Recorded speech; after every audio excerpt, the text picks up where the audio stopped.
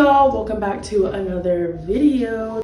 We're going to talk about the pros and cons of owning a home. Let's go ahead and get into the pros of owning a home. My favorite pro, not the most important pro, but my favorite is the fact that you can customize it any way you want. Now, I have been seeing like a lot more creative ways of customizing your rental, making it feel homey. Like the girls have really not just the girls, but the guys too, have really learned how to make a rental their own space. So I'm not saying that you can't customize a rental, but you are limited on what you can do with a rental. And some of the things that they do, the landlord doesn't necessarily approve of or agree with or was allowed in the lease, period. But with a home, get them permits, as long as your HOA is fine with it, and that's what you want. You can customize it, you can tear stuff down, you can build stuff up, you can knock walls out.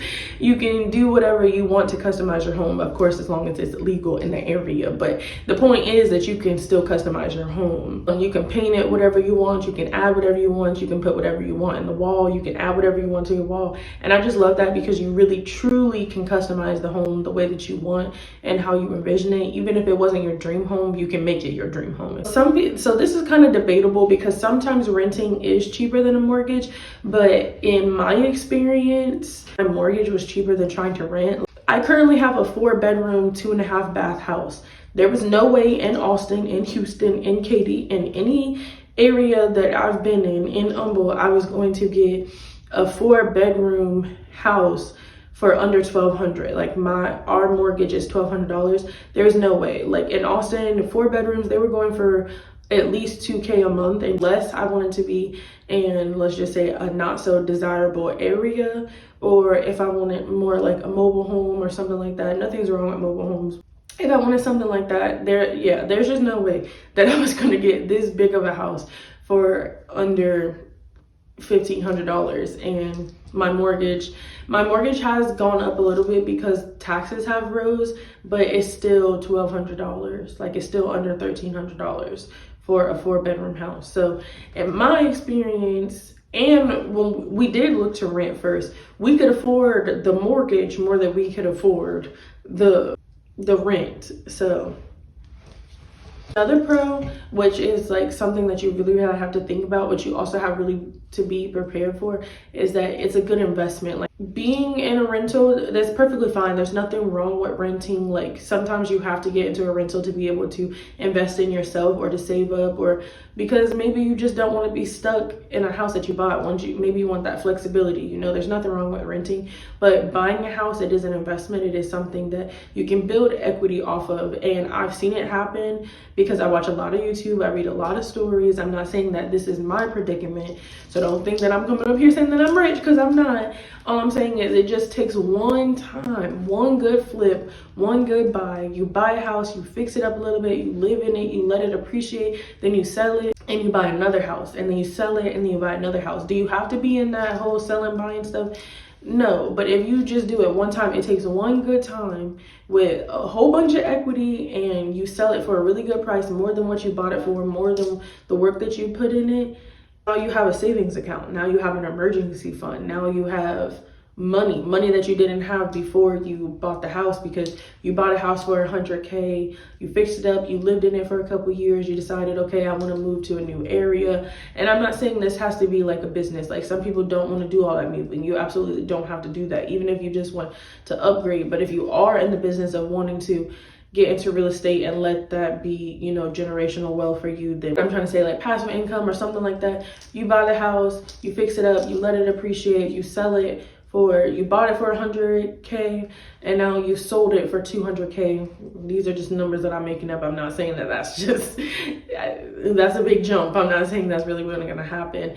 So let's just say you bought a house for 100K. You fixed it up, you lived in it for a couple years, you got it appraised. Now it's valued at $200,000, and you only owe $50,000 in like your mortgage, your taxes, everything that you would have to pay to get out of the house when you go to the closing table. Say that was only 50K. Now you have an equity of 150K, and now you have an emergency fund. Now you have money that you didn't have before. So it only takes one good time, but also it only takes one very bad time to get in a hole that you don't want to be in. So you do want to make sure that you are being responsible, you are ready for a commitment like that, you are ready for a big jump like that, because that's a con, is that it can go bad if you don't know what you're doing, if you can't afford it. Like, don't do something that you cannot afford. Like, I was not going to go out there and try and get a $2,000 a month mortgage knowing that we could not afford that. We were only looking for a 2-bedroom house, like something small. But God has his ways. This one popped up, and it was within our price range. Another thing that I like is that you can stay as long as you like. Now, I know that there's leases where you can just keep renewing, or like they're month to month, or you can stay whenever. But I know there are some leases where it's like, oh, you got to go after a year because I'm selling it, or you have to go because I'm doing this, or I'm foreclosing on the house, or I'm doing this and I'm all of that because that's what your landlord says. But when you own a home, you don't have to worry about that. Like, I don't have to worry about somebody coming up to me and be like, hey, I'm selling the house and they don't want a tenant, so you have to go, or I'm selling the house, you're gonna have a new landlord, or after a year you have to go, or I don't want you staying here no more, I'm not giving you the option to renew your lease, I'm not doing that. You don't have to worry about that. Another thing that I do like also is that you can refinance.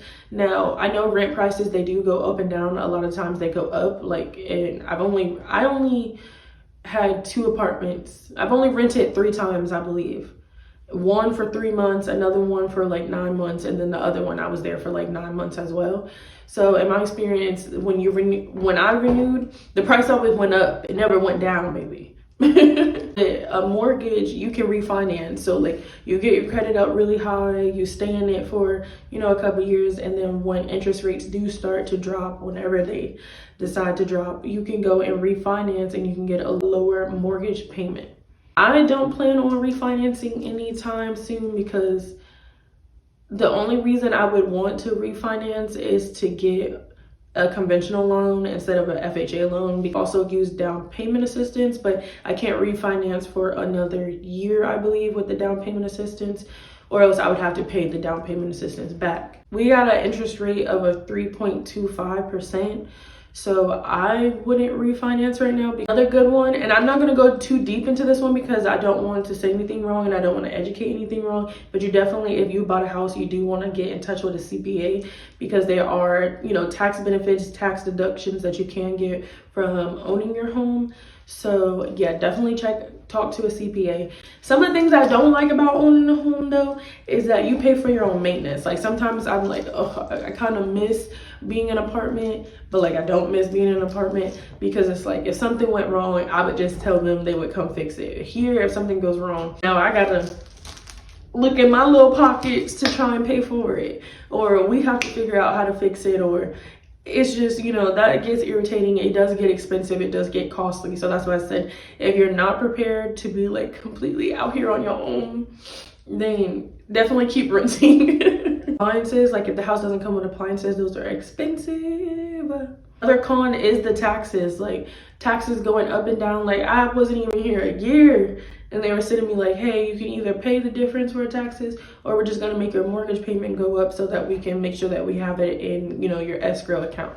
So if you don't have an escrow account and you have the discipline, like if you don't need it for your loan basically, and you have the discipline and you pay your taxes, kudos to you, because I think as long as I'm willing and able, I would prefer to have an escrow account that I just pay into monthly, and then just to make sure that I'm staying on top of things, because I get forgetful. I like to shop, I'll forget, or maybe I balance something wrong, and I would not want that happening. So yeah. Another con too would be like, it's more of a commitment. Like when I was renting, I was more free to move around, and like, yeah, you can buy a house and then you can move and then you can buy a house, but if you buy a house where like you have to live in it for a year, or like you use down payment assistance and you have to be in it for 3 years, or I was renting, I was leaving, like, baby, bye. 3 months, I was going, you're nasty, I'm out, bye. So it's definitely more of a commitment, because it takes a lot more work, it takes a lot more money up front. Renting has its cons, buying has its cons. In the end, the big question is, do I regret buying a home? And no, I do not regret buying a home. I love that my daughter has a home.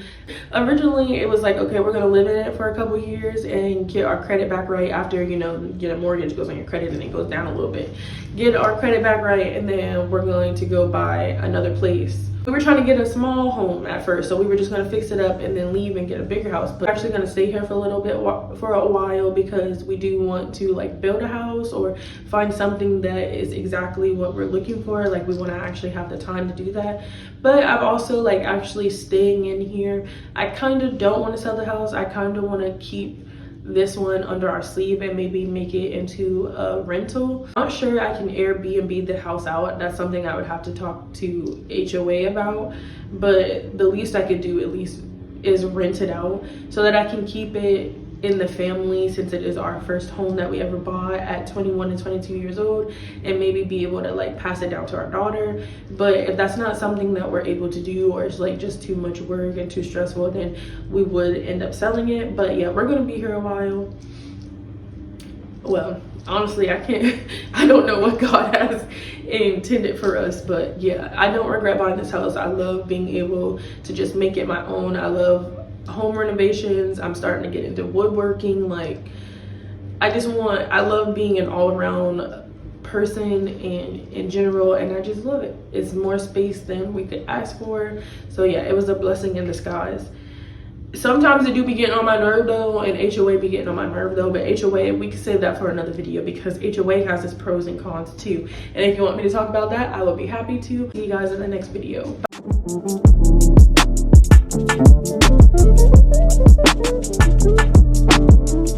Bye.